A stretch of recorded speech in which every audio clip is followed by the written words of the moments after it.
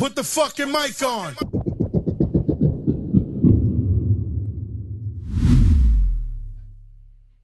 Oh, yeah. I posted it in the group chat. If there's something in there about Lurch being grouchy, it was not me, even though it's under my name. Because when you tell somebody they're grouchy, they get even grouchier when you call them on it. They're good, man. Lurch is giving me the looks. It's okay. We all get grouchy. Lurch, we work together so much, and we know each other. We're like brothers. We're actually like a married couple. More or less. More or less a married couple.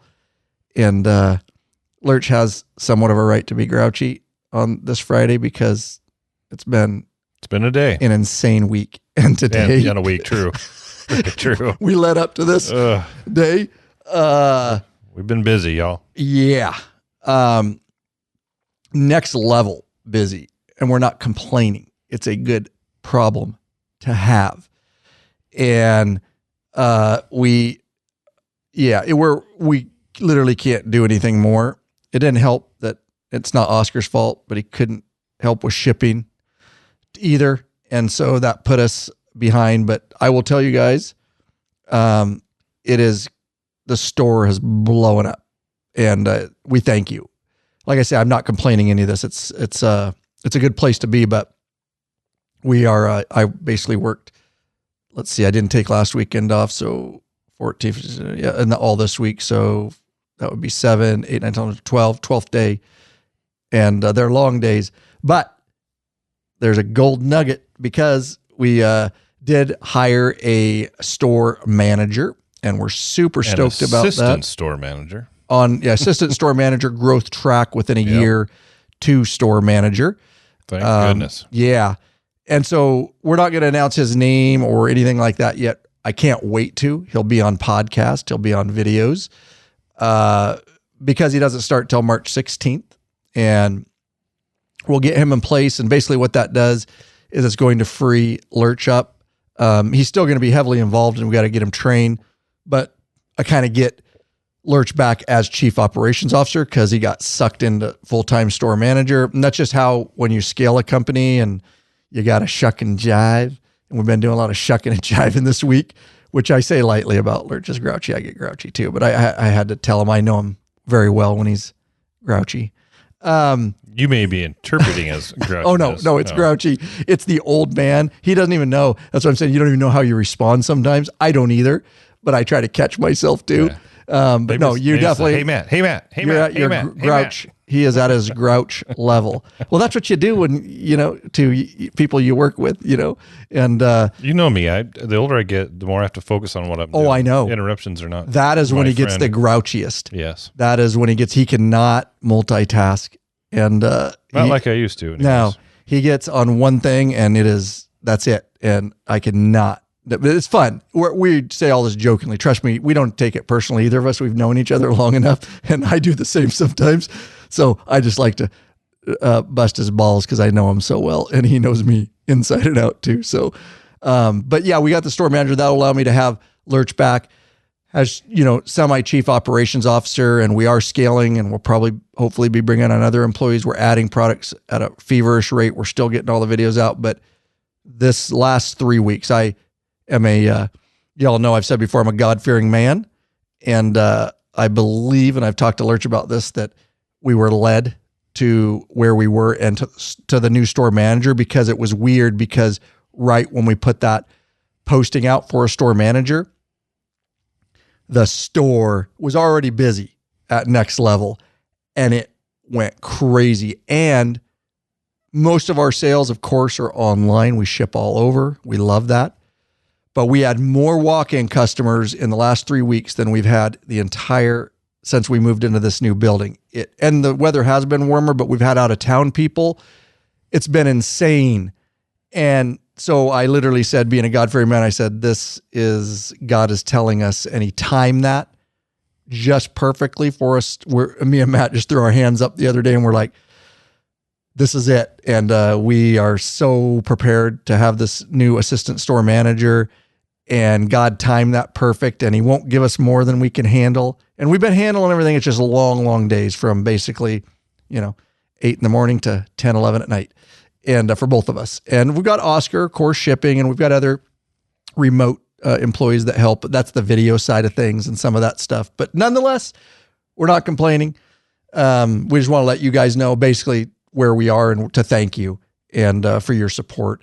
And it's direct support for everybody in the law-abiding biker community and people that follow us and shop in our store and know, like, and trust us, and things we bring to the store. They know we're doing our best to vet and just bring good products and things that help bikers. So we couldn't do it without the community and your support and generosity, not only through the shopping in the store, but right here, a live video broadcast and chat with our patron members. It is private, of course, just for those members and those patron, monthly subscription fees, all the benefits we give, but also that helps us continue to navigate the whole other side of the business too, with the video and podcast and all that kind of stuff. So with that said, I like to give everybody just a little bit behind the scenes. Law-abiding biker media ain't going nowhere. We are 26 is insane, and it's going to continue to be insane as we navigate and scale more. So there you go. All right. Don't forget, official 2026 Law-Abiding Biker Patron Ride and Meetup event, Sunday, July 26th. Meet in Henrietta, New York at 11 a.m. It's an undisclosed location that's forthcoming, and meet and greet an hour like usual at that undisclosed location. Kickstands up at noon for an easy 1 to 1.5 hour ride into Buffalo, New York area to an undisclosed location for the meal and social event. We will lead you to that location after our meet in Henrietta. The event will be over at around 5 p.m. You must be a mid-tier or above patron member no later than April 1st, 2026. So get signed up ASAP over at lawabidingbiker.com/2026 meetup. That's / the numbers 2026 meetup. No dashes, no hashes, no slashes, just all one word. 2026 meetup. You can't sign up anywhere else, not in the private Facebook group or elsewhere. You can only sign up at that URL that I just gave you. The deadline for sign up is May 1st, 2026. No exceptions. As always, that gives us time to plan logistics and verify attendees' patron status. Please, we ask you, do not sign up unless you are 100% positive that you can attend, because many logistics and expenses go into planning these events. After sign up, you'll receive 2 emails. One will be preliminary information. The second email is an email list opt-in. You must opt into this email list, as that is the only way we will communicate with you directly leading up to the event. If you do not see that email, it's a must to go check your email junk spam folder, as it will likely be there. Bless you.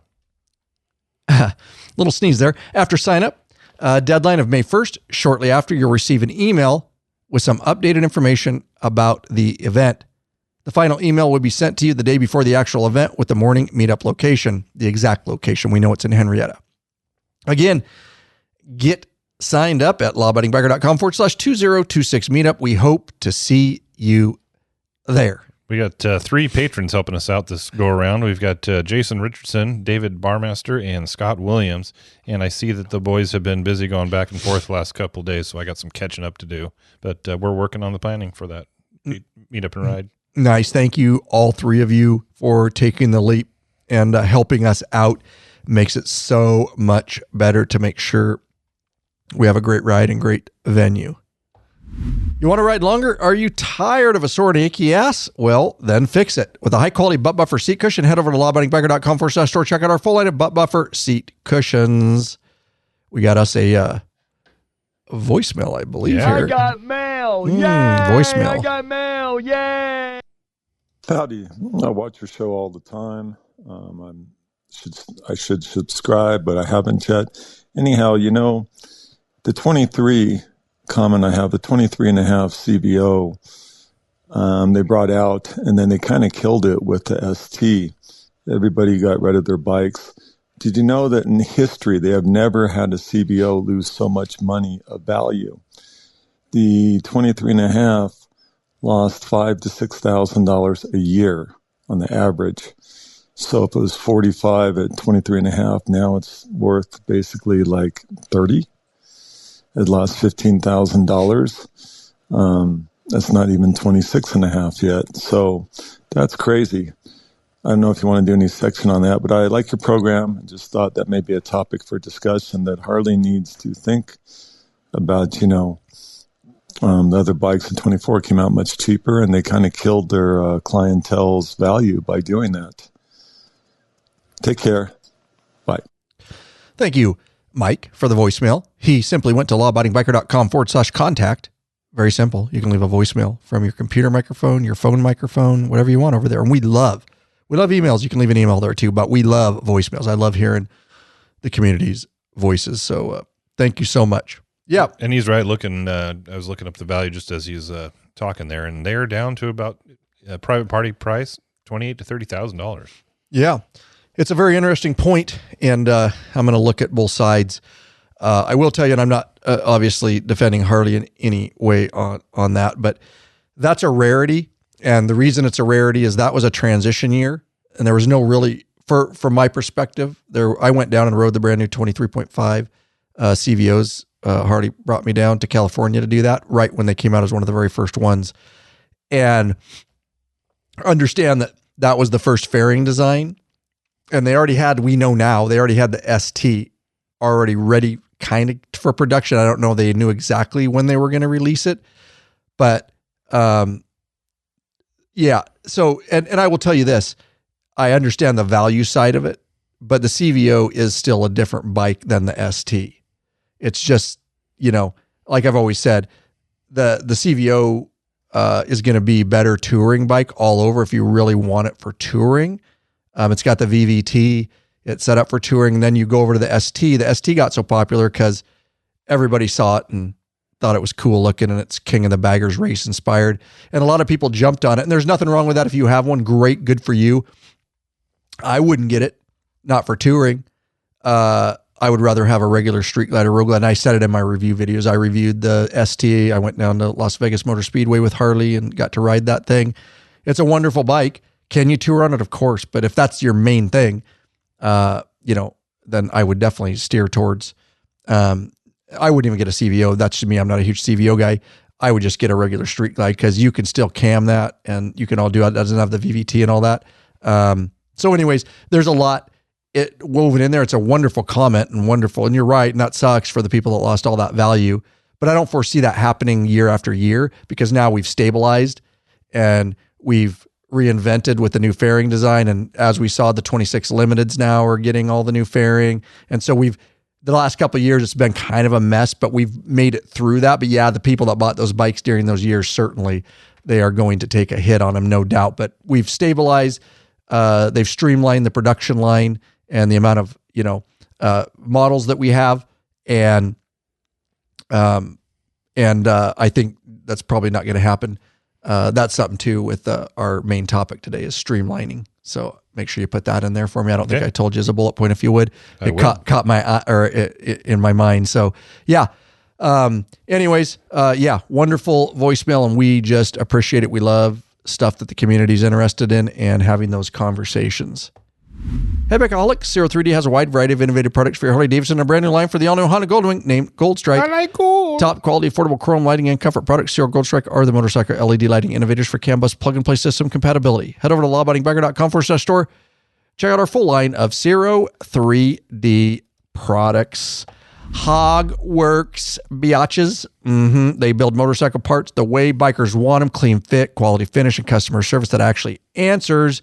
Yeah, we run their gear on our own Harleys. Check out our full selection of Hogworks products in the Law Abiding Biker store. Understand, we're adding those as quickly as we can. We are a Hogworks dealer. If you see it on Hogworks, please email us with the part number. We can get it to you. And remember, free shipping over $100 from our store, no tax if you live outside Washington State. Huge savings to be had there, and you're supporting a biker-run company. We're not one of the big corporate stores or conglomerates. We're just a bunch of bikers helping bikers. Remember, we are Drag Specialties, and we are Parts Unlimited, Western Power Sports. We can get you anything the big boys can. We just haven't listed it all in our store. We try to test stuff and vet stuff and to the best of our ability. And so that kind of transitions into the next segment. And this is a new thing I want to, is Gary Jackson in here today? Yes, in the chat. Hey, Gary, this is how it goes. So if you see something, just get us a part number, whatever, email us at our store contact form and say, hey, I'm interested in this. Can you get it? And we'll do a custom order for you and you'll get those savings and you're supporting us. And Gary emailed us recently and he asked for, I happened to catch an eye on it. Lurch had the email open and it was an SAE to USB adapters. And I looked at it and of course we can get it. And he gave us the part number and bam, we did a custom order for him. And not only that, that's how a lot of things make it to our store. So now if you look in our store, Gary, there's about 4 of those to choose from not only, I think it was Ride Power, the one we sent you, and there's also Deltran ones I put in there. And I made those listings. Lurch told me, like, I'm just going to go make those listings right now. And so by you guys not only custom ordering, if we look at it and we go, that's actually a cool, we have access to millions of parts. We do not know everything that exists, nor do you, nor does anybody. So we can help each other. And we put stuff in the store and we do videos and a lot of people thank us for our videos. They're like, I had no idea those tools existed. Thank you for sharing that with us. We're all here to help each other. And by you custom ordering stuff, if we look at it and we're like, that's something a lot of people would want. That's cool. The coolest thing about this USB adapter is it plugs in and you go over to the Law Abiding Biker store. Lurch will put it in the show notes. Maybe he'll pop a link right here. Oh, I don't think he can. That's right. You're banned. For some reason, we got to fix that. But I think only you're allowed to for whatever reason. Yeah, I know. If you go over to Law Abiding Biker store and just use the search bar and search for USB, you'll come up with all of them. But what they are is really cool. And I know why Gary wanted it too, but you can basically plug it into your SAE adapter. Now, your SAE, that's your pigtail to your battery tender. And what a better way than to install a stealth port. If you guys haven't seen the stealth port, we are number one reseller of those, period. We got 500 of them coming. Yeah, and that's and from 500 before and 500 before that and the 500 before that, thousands. They'll go quick. We keep them in stock that we're really good at that. Mm-hmm. But what it does, so you grab a stealth port, get rid of that floppy battery tender cord that's melting on your exhaust and getting corrosion. Nobody wants a floppy cord. Nobody wants that. We all have that at our age. But what you do is you can do your stealth port wherever location you want it, because there's multiple mounting options. We have videos at the bottom of our listing for that. Just scroll to the bottom, choose your stealth port, and now this little USB in it. So it plugs into that SAE connector, and then it gives you USB capabilities. Both we have models with USB Type A, USB Type C, and also some with dual USB A, USB Type C. So you can plug your phone in, you can charge stuff, and it's with the stealth port. You wouldn't want to plug that into your dangly battery tender because it's going to be flopping, or you would need a solid mount, and that's what the stealth port does. So I'm going to get one of these too, and I'm going to mount it as a charge option. You could literally be at lunch, which I do a lot, and I need to charge my headset because we're running a long day, and I know that I need to charge it. And that's USB, and that stealth port's running directly off your battery. So a lot of times I have to keep my ignition on part way or try to put it in accessory so I can charge my headset, and it just doesn't work. Now at stops, I can literally, or a camera, I can literally plug into my stealth port with that USB SAE thing charging, and I can plug in a phone, cameras, a GoPro. It's a brilliant thing. So thank you. I just like to share that with the community. They don't know what goes on behind the scenes, but Gary, I saw that and I'm like, yep, we gotta. So I tell the guys and I tell Lurch and our new store manager, when guys order stuff, take note to that, because that's telling us something. That's telling us, and have you ever seen that? And if you haven't, at least get it listing and put it in the listing or put it on the board so we can get a listing. And so there you go. Do you want to talk about the other stuff? Before that, I'll just say that in the private chat, Gary's sharing his use case. So he says, I'm plugging it into my top mount stealth port adapter for Cindy to charge her phone instead of damaging her cord by routing it under the tour pack lid. Brilliant. Thanks for sharing, Gary. So Gary got the top mount, which goes in between your saddlebag and fender strut. Yep. A hard mount. And we show it. If you go to Stealthport, if you don't have one, you got to get them. They're amazing. 5-star reviews. Go look at them. But yeah, that's brilliant. I didn't even think about that because I don't carry a passenger often. So yeah, that's a perfect use case, Gary, for a passenger. Yeah. And it's nice and hard mounted, and she can reach down and plug in whatever device that she needs to charge. So yeah, well done. Here's the deal, Bikeaholics. Hogworks is built around two things riders actually care about: high-quality parts and customer service that stands behind them. That's why they become a go-to for Harley-Davidson and Indian aftermarket upgrades. And we're not just talking here. We run Hogworks parts on our own bikes because we want gear that fits right, looks right, and holds up in the real world. If you want to upgrade with confidence, check out the wide array of Hogworks products we proudly carry in the Law Abiding Biker store. Grab what you need and get back to riding. And if you don't see it in our store, hit us up on our contact form because we'd love to get it headed your way. And then I'll just say it since I put them all in. We had our one stop-and-go tire-related kits and tools with some CO2 cartridges. So you're out on a trip, and it's a little purple, pouch stop-and-go. We've had them for many years. We sell the heck out of them. They're wonderful. As tire pluggers, the thing that you could, so tubeless tires, right? Harley, bam. You can plug that tire real quick, and you have emergency cartridges to get yourself some air. We also sell the stop-and-go pump. If you don't want the cartridges, you can just get our stop-and-go little pump, very small little case. We carry those too, because the CO2 cartridges might not get you full inflated, but at least enough to get somewhere. But the pump, you can pump up to PSI pressure, and it plugs into your SAE, or you can connect it directly to your battery. It has a lot of different options for roadside inflation. So you plug your tire. Well, I wanted to add a bunch of other kits, which we did, because some people don't want the CO2 cartridges, and we do have a combo kit now with the pump. So you want the pump and the plugger kit, or the CO2 cartridges and the plugger kit, or you just want a kit. You already have a pump. You already have that taken care of. You can just, and there's multiple different affordable options if you just want, T-handle kit, which makes it really so you can really plug easy, or just the regular handle, which is cheaper. Anyways, you can head over to Law Abiding Biker store, and Lurch will put it in the show notes. And we have a whole selection of tire repair kits from Stop and Go now available to you guys. That also was a direct result of a customer emailing us. And he said, I want to support you guys. I don't like shopping at the corporate stores. Can you get me this? I said, damn right we can. And 13 listings followed that of all the kits. So we have that now too. So take advantage of that. Yeah, here we go. Of course, we're going to get into our main topic, which is going to be exciting today. Welcome back, you freaking bikeaholics. This is the podcast for the motorcycle majority of the Big MM, also known as the 99%. Large, in charge of the motorcycle scene more than any time in history. By being here, by listening, you're part of what we call the hashtag Biker Revolution.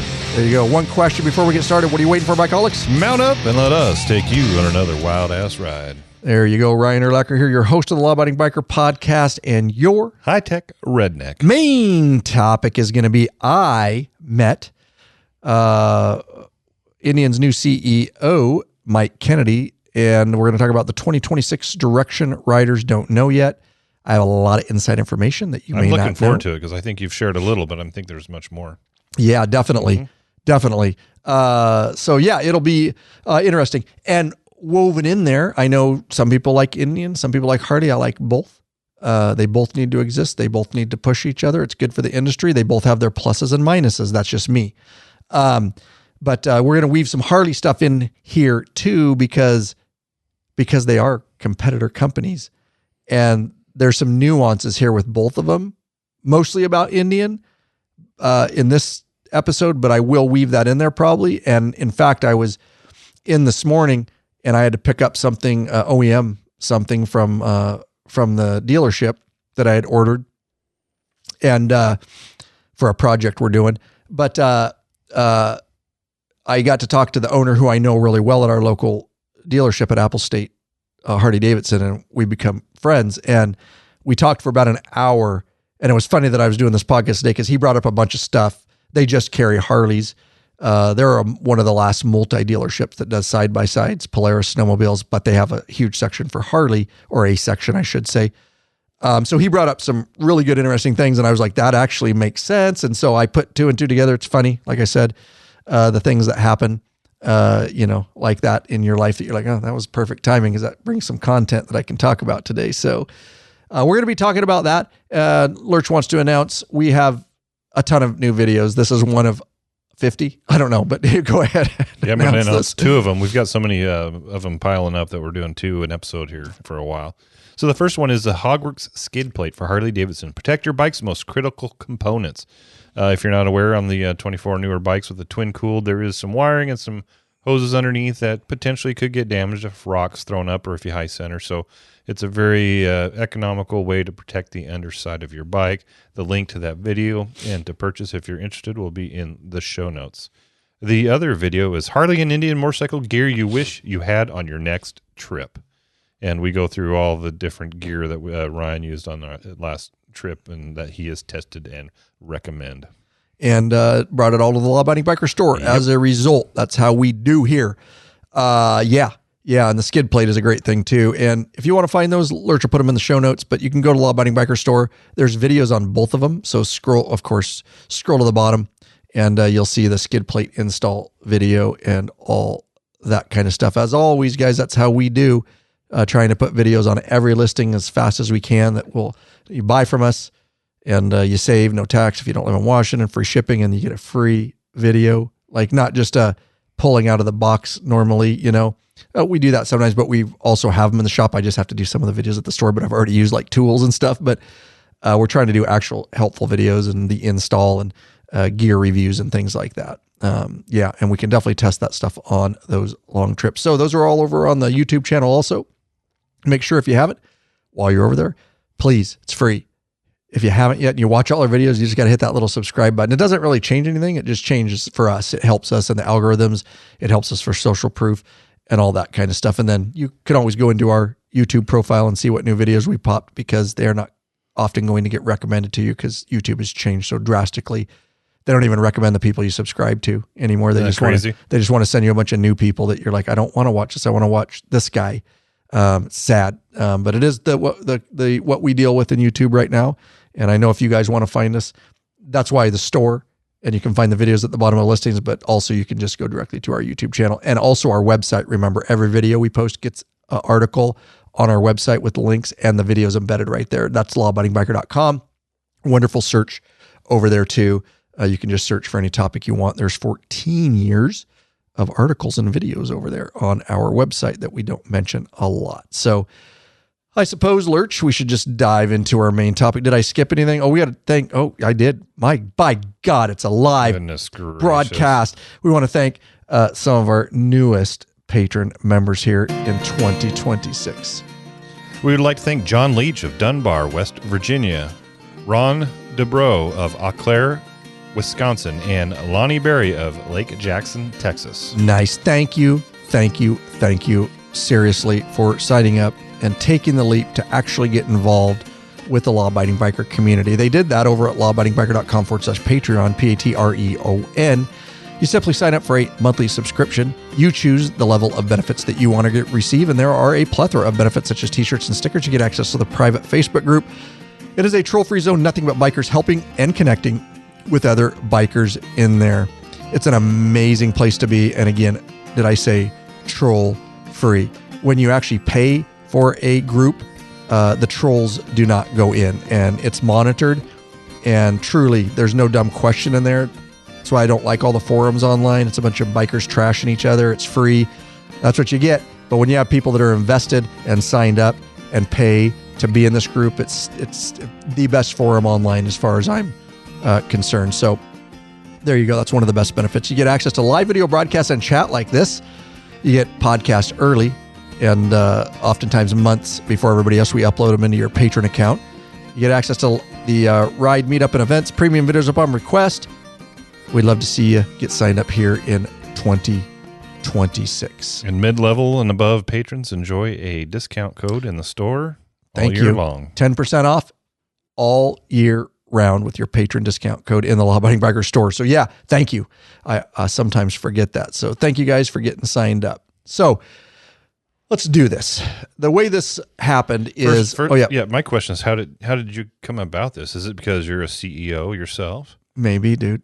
They just reach out to all motorcycle CEOs, dude. Was it just a big group of the mucky mucks, the head honchos of the motorcycle industry, and you're one of them now, or what? I guess. I don't know, dude. I'm still trying to figure out. I'm a good faker, apparently. No, that's a good question. So we've established ourselves in this industry big time, and I get to talk. We were just on a call yesterday with a German company. directly with the owner and CEO, huge company. We're doing that more and more. People realize our platform and the trust level and how we're different than all the other, not just as a company, a media company, but the store, how we operate different. And we're actually trying to, test products and install them and help people. We're not just trying to pull in every product in the world and just for sales and spreadsheets and investors. We don't have investors. So you're the investor. I'm the investor. I have been for 14 years. So we are. And so we get a lot of opportunities because of that. And I don't take that responsibility lightly. And I'm very transparent and open, not only to you guys, but to the companies I deal with, just because trust is everything to me. I'm sure that has to just do with my background. And of course, 30 years in law enforcement. It's just something that's in me. I like to be transparent. So we've established that. And so we are getting more and more calls, and more companies want to do business with us. They see the results, and it's in the industry, and people talk. They're like, holy shit, Law Abiding Biker Store started selling our product, and they're the number one seller within a month in the United States. So we can say that about quite a few products that we deal with directly. But with that said, this particular, so I went to Vegas a little over a month ago to the LA area with Indian. They flew me down there to test ride. We did an episode on that. I did a video on it. So go watch the video on the new Chief Vintage. In that video, you'll see part of that was the unveil. Mike Kennedy is the new CEO of Indian. We got that news late winter of 2025. He's in that role, obviously. He was down there at this event. And I got to talk to him, of course, shake his hand. And then he also gave a small group of us a very inside look into Indian and what's going on. And so fast forward to just like last week at the time of the recording this, I think it was just like a week ago, Indian. We were under embargo, of course, at the time. And they had a press conference briefing. And so a bunch of us YouTubers and some of the old print media guys, I believe were in there, but it was mostly YouTube guys. They've recognized Indian is, so is Harley, that, and I'm sorry that print media is dying. Old school magazine and those type of stuff, really people are turning towards YouTube and people they know, like, and trust, and podcasts.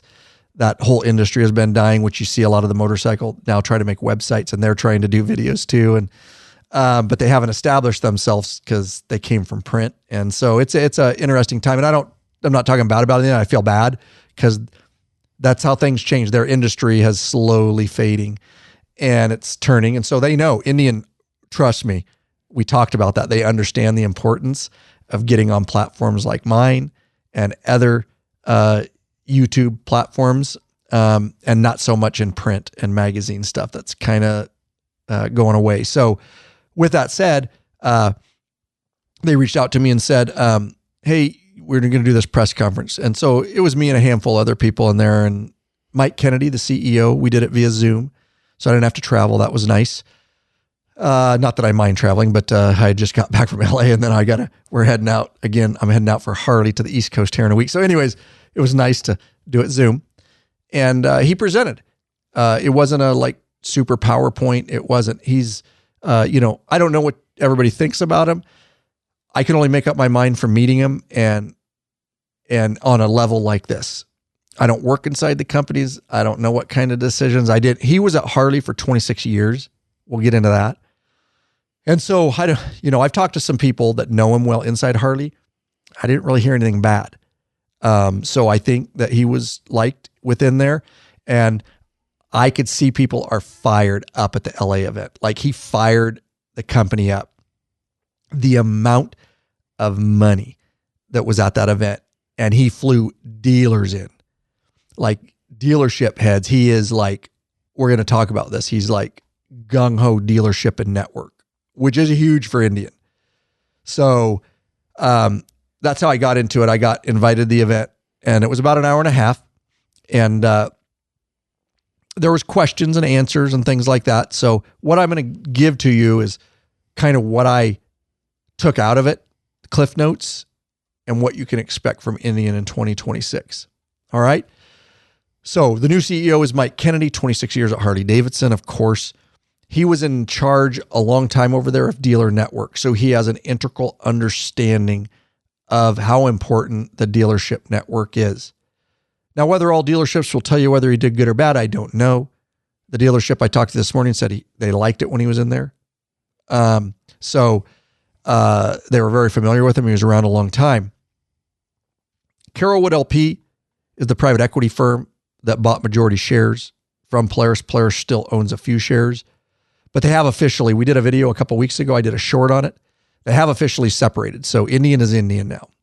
No longer Polaris, which everybody knows that needed to happen. Indian was being smothered by the corporate Polaris. Not that Indian itself isn't going to be a little corporate. Mike did talk about the private equity. I'll start with that. One of the questions came up that, you'll see and you can Google. Private equity firms are always bad for a company, and they always just put a company under eventually. Mike spoke to that eloquently. And he gave some really good examples because I don't believe that. Yes, it's true. They have done that, and there's a history of that. But he also was very good about giving multiple real world examples that from his experience of where private equity firms have really done good for companies. It was interesting. I was like, makes sense. Good answer. And he doesn't believe that's the case with Carolwood LP, that it was the best thing that could have happened. And they're very in tune. And his vision and their vision is what I'm sharing with you, because obviously he is responsible to them. So some interesting things there. So you can look up both. Private equity isn't always bad. And Carol LP actually has a pretty good track record if you look that up. So I don't think that's the demise of Indian for all the doomsday people. Give it a chance is what I say. And jump in anytime, Lurch, if you have questions. So, or you guys, if you have questions in the chat, please, Lurch is going to be monitoring. It was my meeting. Lurch wasn't there. So it's mostly me in this episode. Sorry, guys. You got to listen to my nasty voice for that long, but you're used to it. That's all I ever hear. That's all everybody hears anyways, even when you're talking. It rings in my ears in the middle of the night. Yeah. That's why he's so grouchy. Maybe. I would be too, dude. I didn't just take a sip of this. I should have worked out front more today and kept the door closed. Yeah, dude. That's been great. You're gonna be sad being right next to me. Oh, no kidding. Although we'll both have more time to interrupt each other. Absolutely. You know what I mean? Yeah. So we joke, guys, too. That was all jokes up front in the grouchy.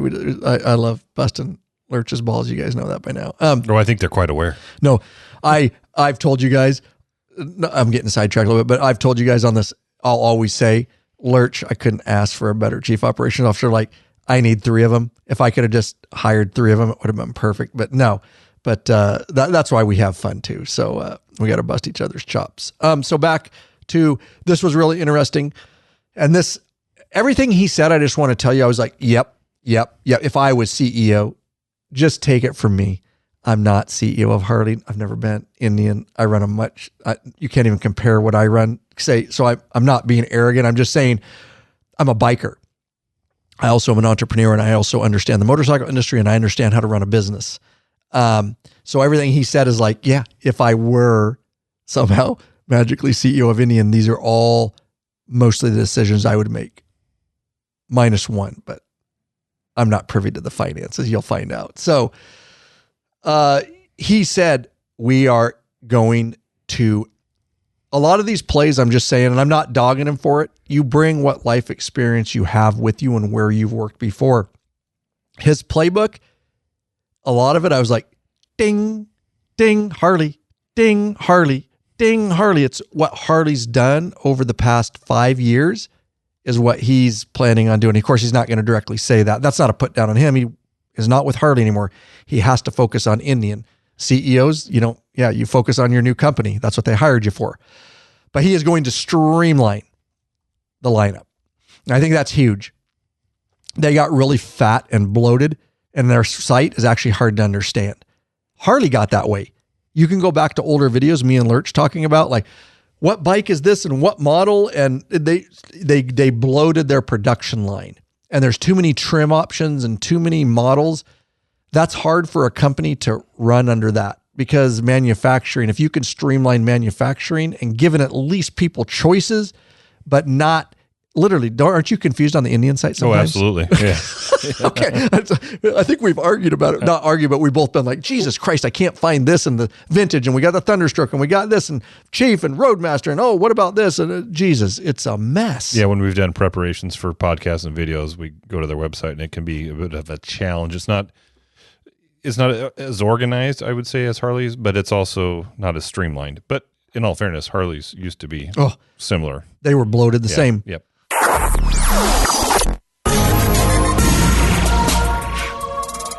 Are you searching for new and exciting motorcycle products? Then Zero 3D has just what you're looking for. Check out their wide variety of innovative products for Harley-Davidson motorcycles. Zero 3D's got your back with chrome, lighting, and comfort products. No modifying, cutting, grinding, or welding for a super easy installation. That equals less time installing, guys, more time riding. Zero 3D has a design team with over 40 years experience with a passion for design and innovation. These guys are bikers and care about bikers just like you guys. That's right. They pride themselves on the best of customer service. Got a question? Get in touch with them via email, sales@zero3d.com, or give them a call at 715-808-0027. Zero 3D is distributed in the United States by Drag Specialties, in Europe by Parts Europe and Zodiac, and in Asia by Twin Art. Of course, don't forget to check your Harley-Davidson dealership and ask for Zero parts. Head over there right now. Check them out. lawabidingbiker.com/Zero, CIRO, and tell them that the Law Abiding Biker crew sent you.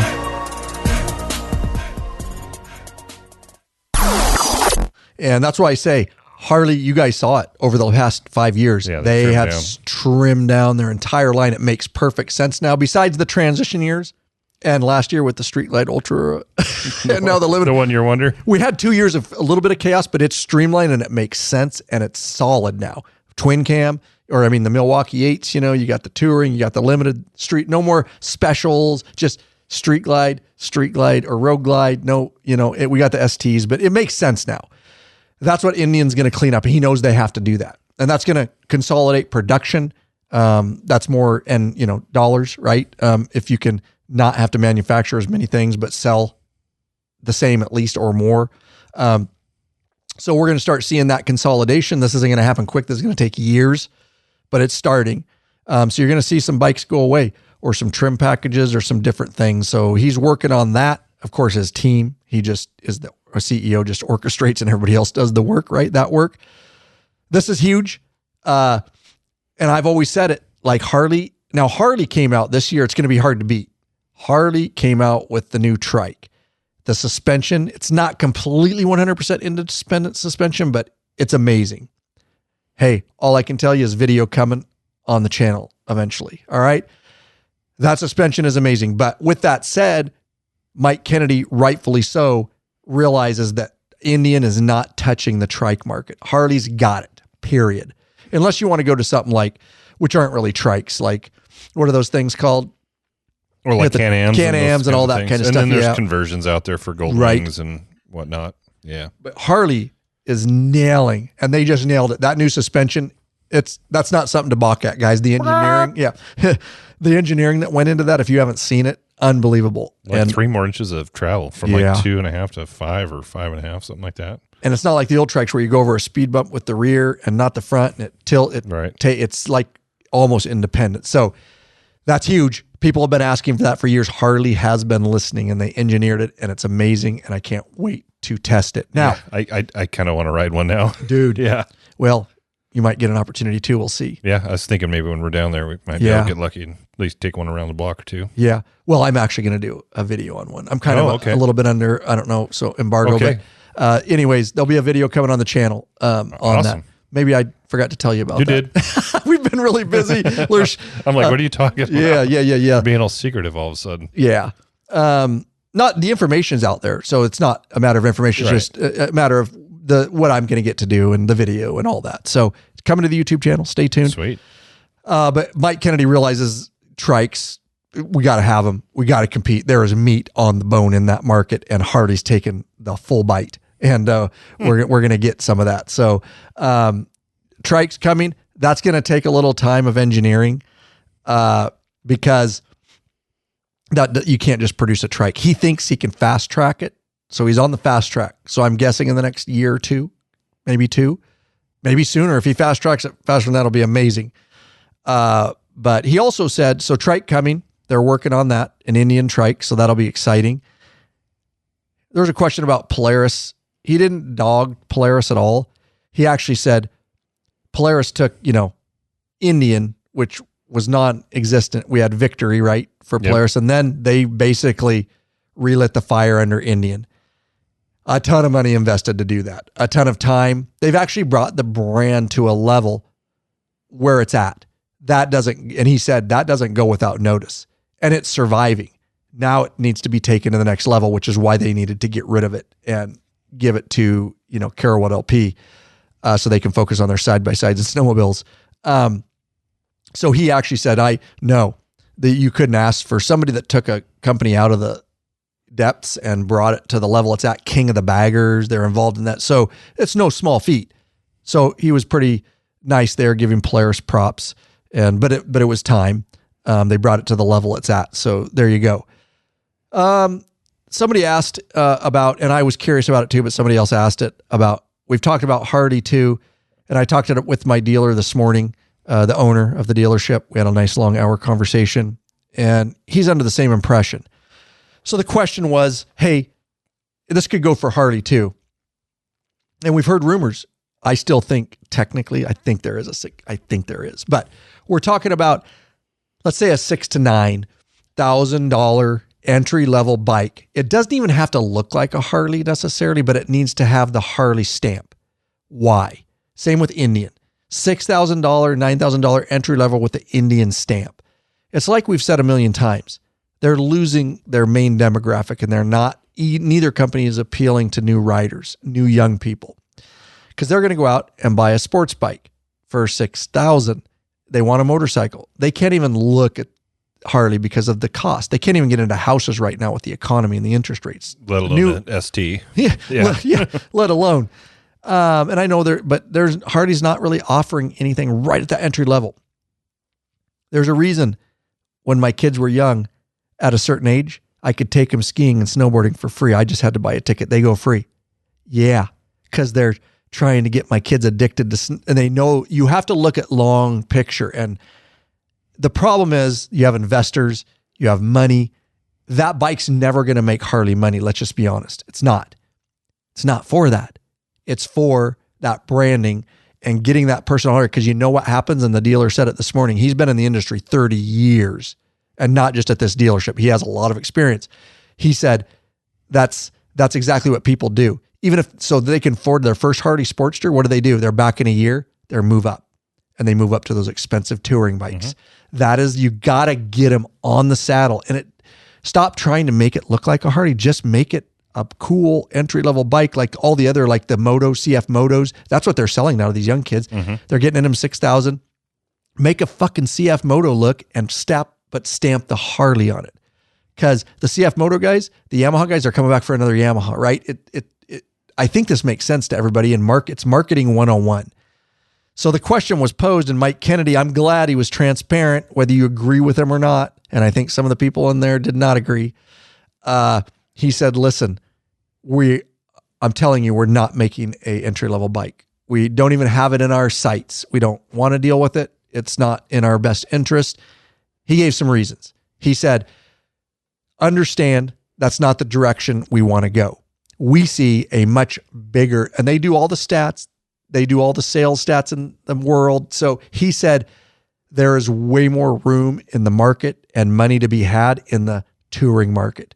He said, there's so much untouched potential in there and market share that we can take from Harley. He doesn't say that, right? The other big guy. Sometimes he said that other company, that they are confident that they can take a bunch of that touring market share from there. And there's plenty of room to make money there. He did say, which makes sense. He goes, also, we have X amount of dollars to operate with. That would take away from tackling right now. He goes, I'm not saying we'll never look at that. It's just not even in our sights right now. He goes, we have so much to do and the biggest money is in that market. So that is what the trike, the touring, that is the market that they're focused on. Doesn't mean they're not going to make the Scout and all that. But honestly, both these companies, that's where they make their money, is in the large scale touring bikes. They just do. The rest are somewhat entry level. They still, I don't know exactly figures on Scouts and things like that, but the money's in the touring market. We know that. They're both fighting for that king of the baggers, right? Bam, in your face, blowing up. So they're not doing that. If you're interested in that, it's not going to happen. And I don't know if Harley is. I don't know. We will see. That may change Indian minds if Harley does that. They may go, uh-oh. But I kind of think they know Harley's not doing that either. Interesting dealer this morning, and I'm not going to go there because that's a rabbit hole. Let's stick to. You don't want to go down a rabbit hole? For once, I'm not going to go. Holy shit, really? I've already done it like 14 times. So that's not happening. Demographics, that was part of demographics discussion, is we all know, I've already said it, and the $6,000 bike, the only reason guys are saying that is that market, and my dealer said this morning, the $6,000 CF Moto entry-level bike is blowing up. It's blowing up.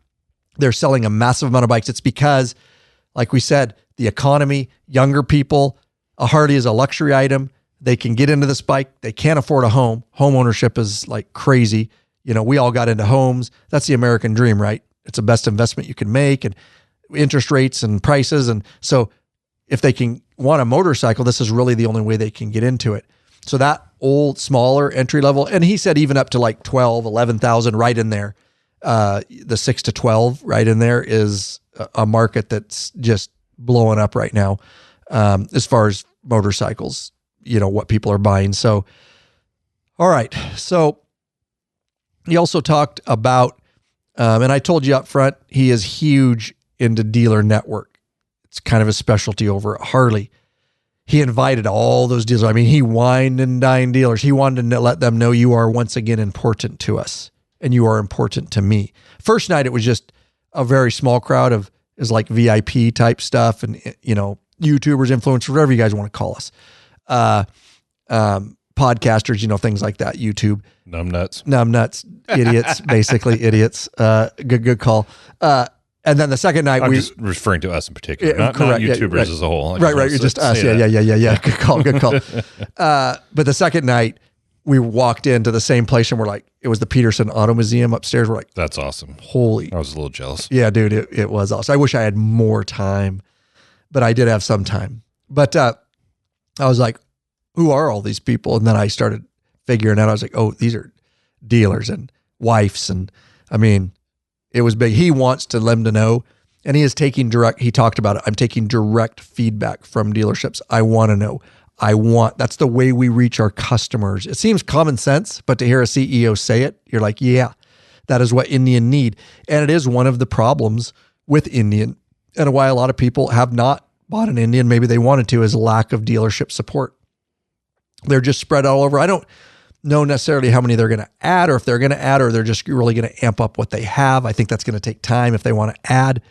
Because you do have, we talked about this morning, 3 more dealerships. Did you know Bend dealership closed? Oh, really? Harley, yeah. They're cutting dealerships, bro. Harley is. And they've been consolidating. That's not uncommon either. People, doomsdayers, are like, oh my God, it's the end of them. No, they are. Starbucks, they do the same shit. So did my daughter was talking to another chain. There's movement in these, they have to look at, this store isn't making as much as this, and you can't just, there's a bottom line, and they could shave fat. You shave the fat off. And unfortunately, that's horrible. I don't say that lightly, like some of these family-owned dealerships. I don't take any of this lightly. I'm just saying Harley's no different than any other corporate organization that consolidates all the time. You see Starbucks close, you're like, thought that one was doing good. There's 5 others, and they shaved one, but you're like, I thought it was doing good. It looked busy to me, but what the fuck do I know, So Harley consolidates. Indian has consolidated before too, and that's just life. So doomsdayers, that doesn't really mean anything, but. And I believe you mentioned it, but that was Mike Kennedy's job at Harley-Davidson, was dealer networking. I did. So interesting that they, chose him. Obviously shows that they're interested in improving their dealer network. Yes. I think it's his number one priority. I'm sure it is. I really do, from the event, what I could see. So yeah. Also he talked about, which we've all said, and I've actually done some short videos on it, in Idaho, Boise, Meridian, there's a dealership there. Why am I blanking on the damn name? Destination Harley. Yeah. Don't they have an Indian one there? Is it Destination? I'll look. No, that might be the West. No, it's Thunder. I'll look it up. Continue. Damn it. I just was there and I did a short because they have it's huge and they have lots of clothes and it's Harley and they have so much bike inventory. High Desert. Sorry. Damn it. High Desert Harley. I did a little short and, props to them because they always give me good customer service there and stuff. And they have so much inventory. But what the hell was I talking about? Apparel. Oh, apparel. And they have a lot of that's apparel. What you're about to talk yes, about. I was. And so right next door to that dealership is an Indian dealership. Yeah, it's called the Indian Triumph Boise. There you they go. Sell Indians and Triumphs. And I walked in there, very nice place, very put together. Yeah. But I'm walking around and in that dealership, because I have Indian apparel too. I like their t-shirts and all that kind of stuff. But guess what? Indian dealerships, and even the one we went over to, Lurch, they had more clothing over on the west side where we picked up our 25 Roadmaster, which we have in the shop right here for long-term review. It's about to get out and get riding again. Yeah, I can't wait. We'll be doing some more videos on that. In between snows. In between, yeah. But they just don't have apparel, and I've done some shorts on it. I'm like, I wish this dealership had clothing because I'd buy it. Well, Mike Kennedy said, I mean, you guys all know Harley-Davidson. They make more money on apparel and trademark stuff than they do on the bikes. People often refer to it as a clothing company that sells motorcycles. It's true. Yeah. It is expensive clothing. A lot of it is nice. Well, I'm wearing one. I got this at Desert Valley, dude. Oh yeah. Yeah. High Desert. This is the one. High Desert. I keep fucking. See, it's been a long week. But yeah. I don't buy it, a ton, but I do. It is nice. It's just, you basically buy 1 to 3 items every time you're at a Harley dealership. Right. I've seen you. I kind of do. I do the books. I'm not going to lie. I'm just going to be very transparent here. I do like their clothing. But it is overpriced. But anywho, he realizes the necessity branding that our Indian hasn't done a good and we were at a Soar and Few meeting the other night and Indian John said it. He said the same thing. Yeah.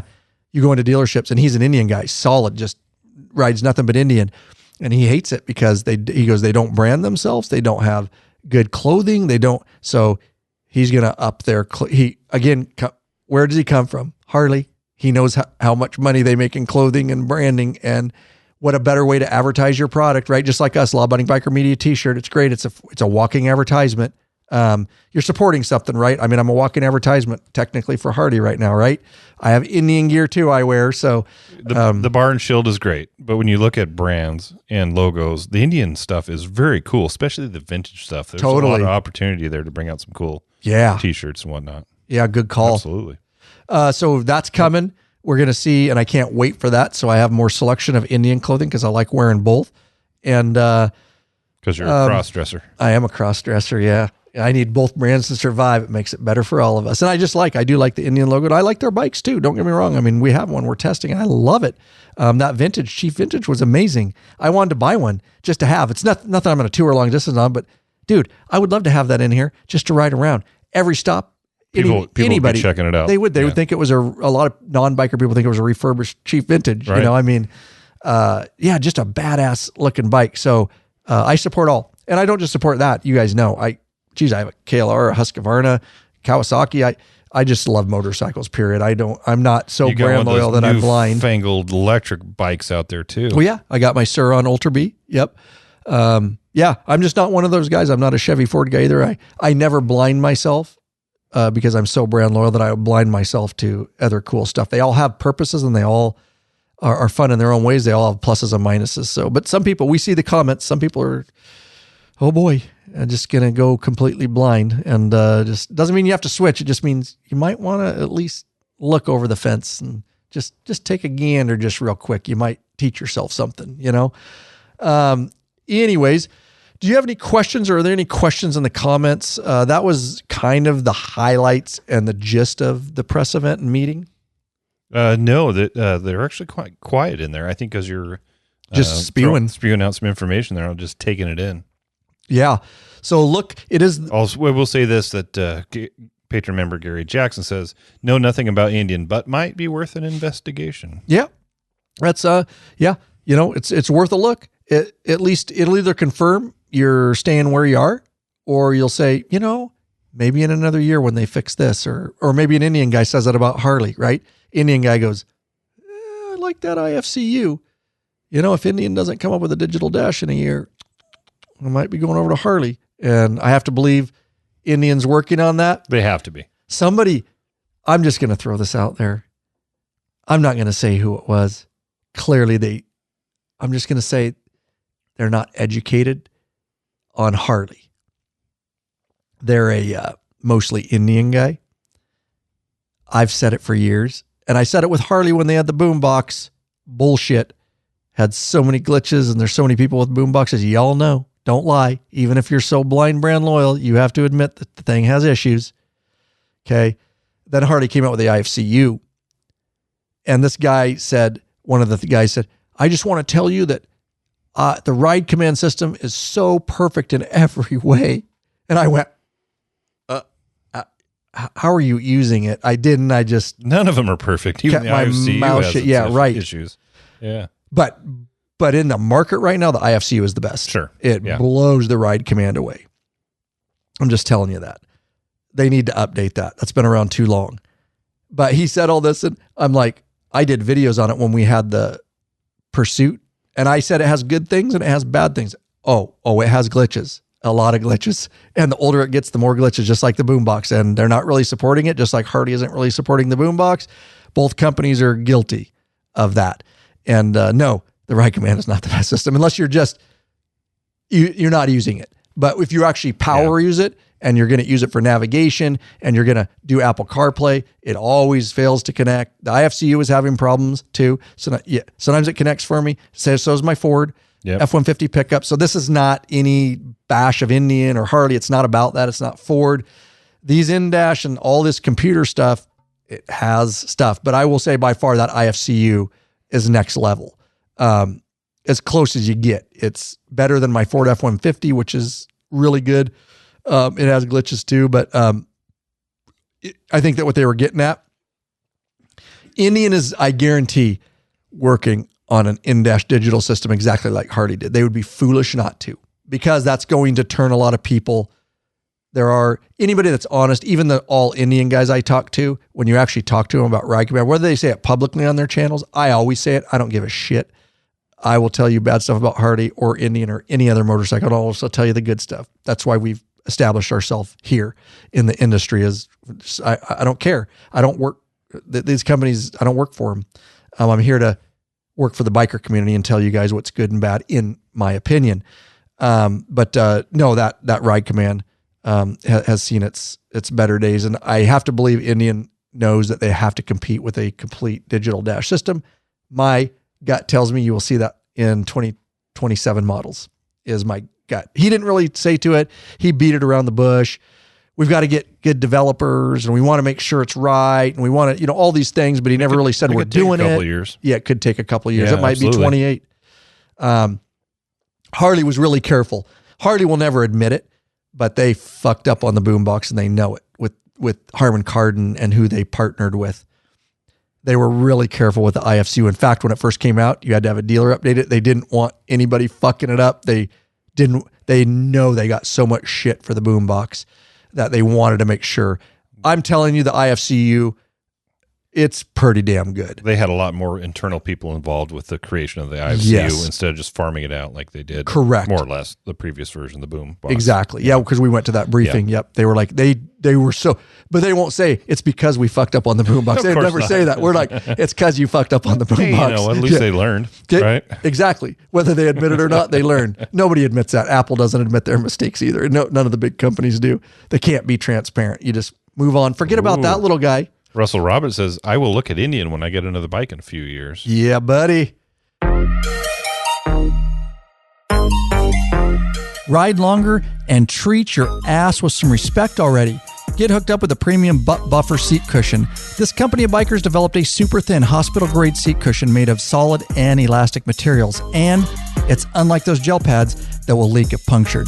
The butt buffer is designed not to slide around in your seat, fits all motorcycles, installs in seconds, easily cleans, and helps to dampen vibrations. With plenty of models to choose from, they assure you'll have a comfortable ass when riding. Head over to the Law Abiding Biker store and check out our lineup of butt buffer seat cushions.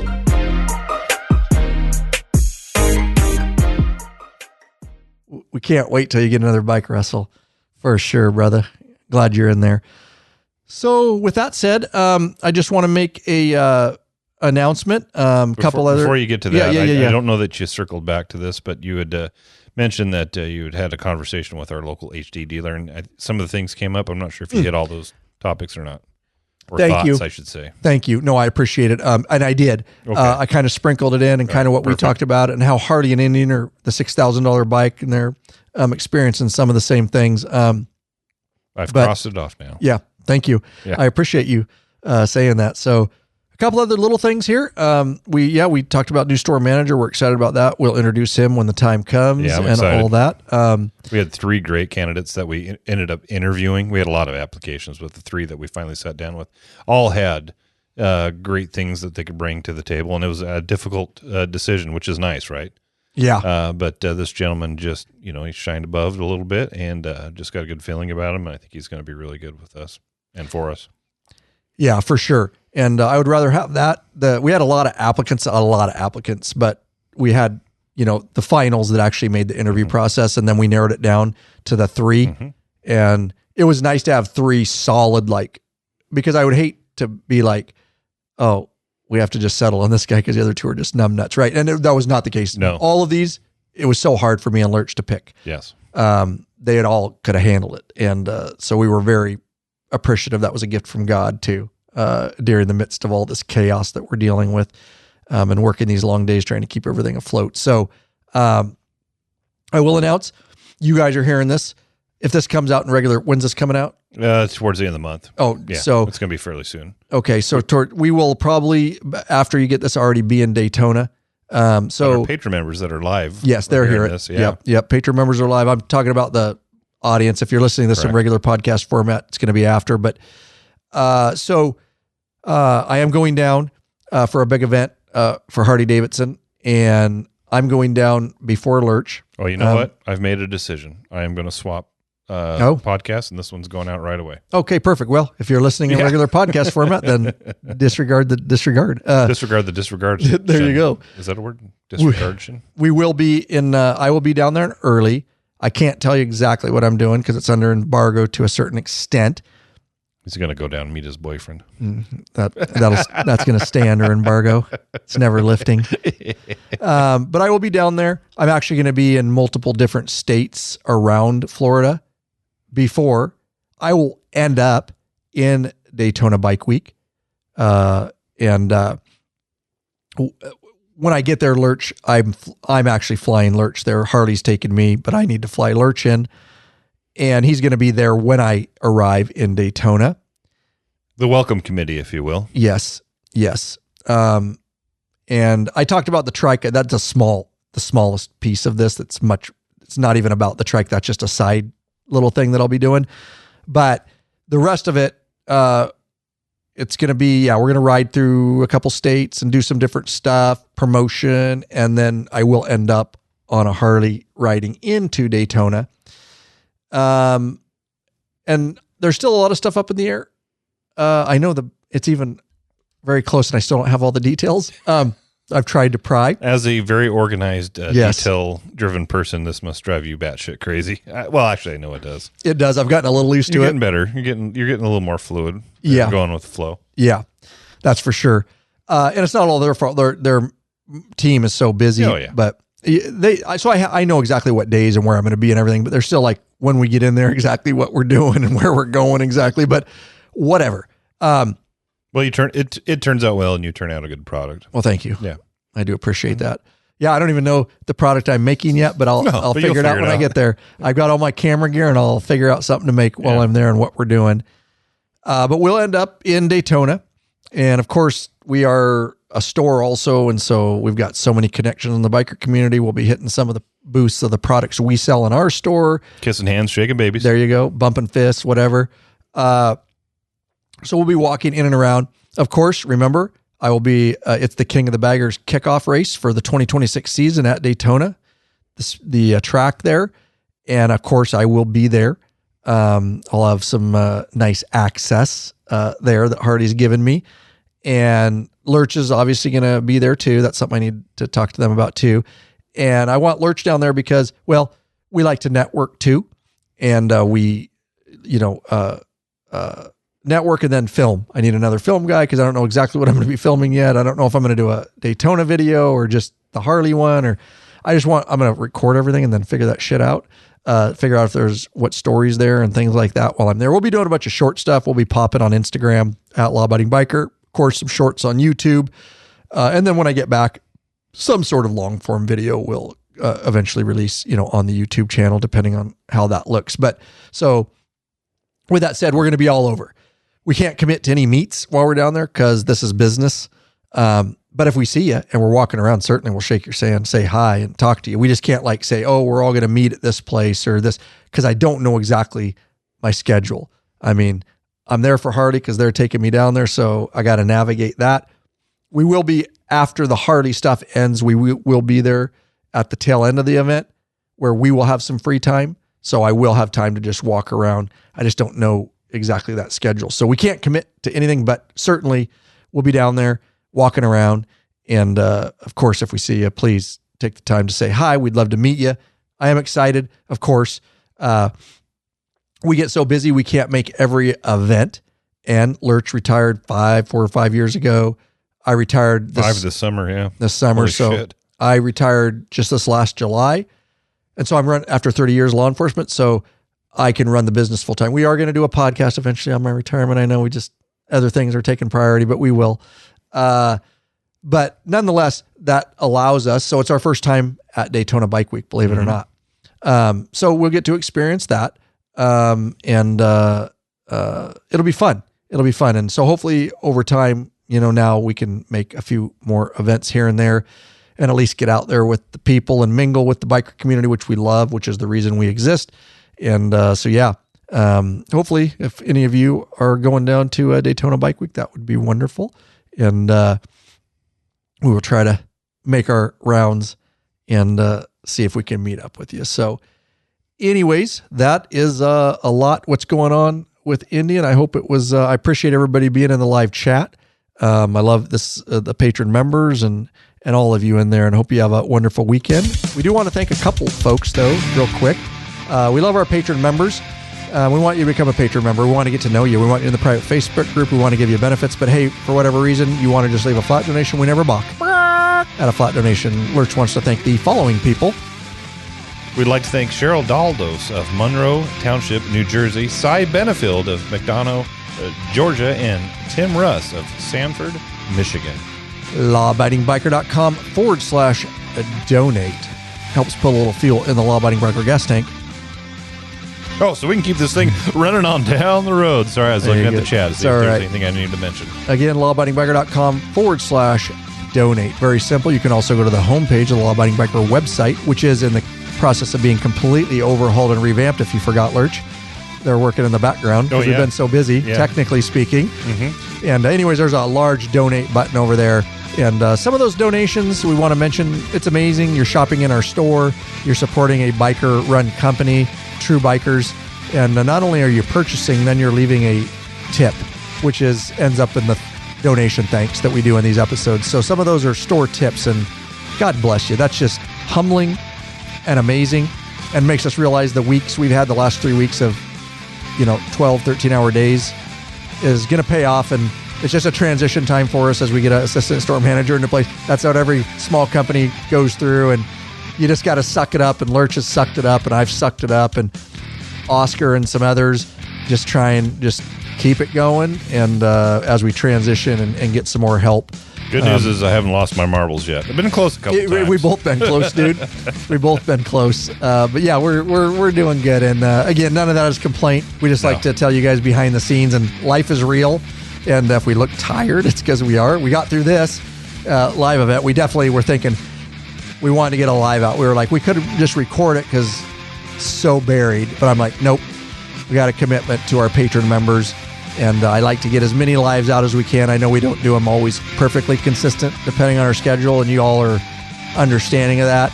I'd like to say we do one every other week, but I just, till we get some more help, I can't do that. But so we'll just keep doing them as often as we can. We made this one happen for you guys, and you showed up, and that means the world to us, you guys showing up in the live chat and all that, guys. So yeah. And I see David Barmaster is in the chat. I just want to say, David, thank you for the help. He's one of the 3 that's helping out with the Patron meetup in New York, and I saw you guys have been busy. I'll catch up on the emails here and respond to you. Thank you, David.